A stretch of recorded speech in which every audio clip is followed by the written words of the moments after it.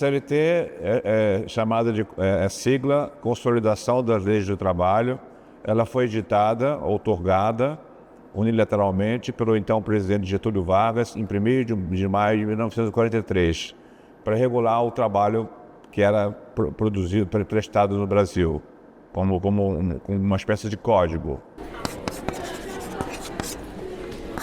Bom, o contexto histórico da CLT, antes de Vargas ascender ao poder em 1930, através da Revolução de 30, que foi uma rebelião contra a República do Café com Leite, havia o rodízio do poder entre os governadores do Rio, São Paulo e Minas Gerais.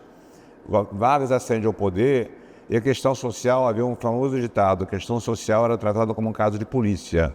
Você não tinha uma intervenção do Estado para proteger os mais fracos, no caso os trabalhadores, que não tinham direitos. Então Vargas, influenciado por Roosevelt, com o New Deal, ele começou a intervir no trabalho para proteger o trabalhador. Esse foi o objetivo da CLT, em 1943. Os empresários achavam que a CLT poderia ser muito protecionista aos trabalhadores, iria impor limites à sua autonomia de vontade, né? Enfim, achavam que o Estado não devia se intrometer na questão social, que o mercado resolveria sozinho, influenciado por Adam Smith. O mercado resolve tudo, a mão invisível.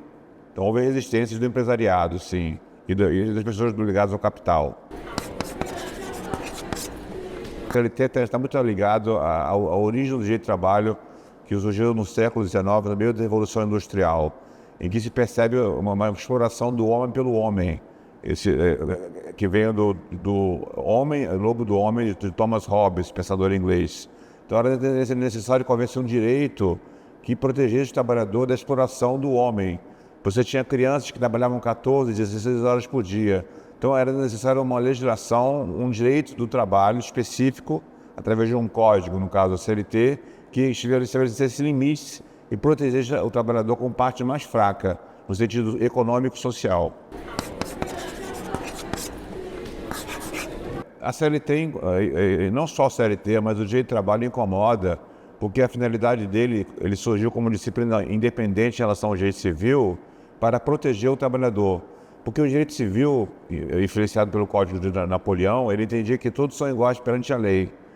Mas em nome dessa igualdade, havia uma profunda farsa, uma desigualdade econômica e social do trabalhador em face do patrão, que não tinha direitos mínimos como salário mínimo, férias, 13º. Então, essa limitação da vontade do patrão de poder explorar o empregado a seu bel prazer foi limitada com a CLT e com o direito de trabalho. Isso incomodou. A periodização é um fenômeno moderno bastante perverso ao trabalhador, porque os empregados que têm toda uma série do chamado mínimo de garantias, como salário mínimo, férias anuais remuneradas, 13º, fundo de garantia, licença gestante, licença maternidade, eles são demitidos, sem justa causa, até às vezes esperamos, até recebem indenização, e eles são substituídos por pessoas jurídicas que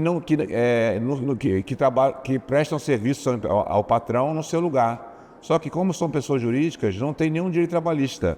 Então, é uma grande economia para o patrão. O trabalhador PJ, ele vai receber um valor estipulado entre o dono da pessoa jurídica e ele, né, que trabalha por trás da PJ, na PJ, prestando serviços a uma empresa, uma pessoa física ou jurídica.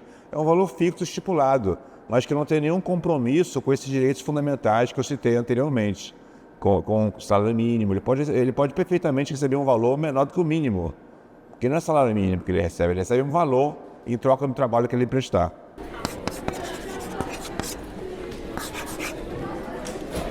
O elemento mais importante da relação de emprego é a subordinação jurídica, que tem dupla face.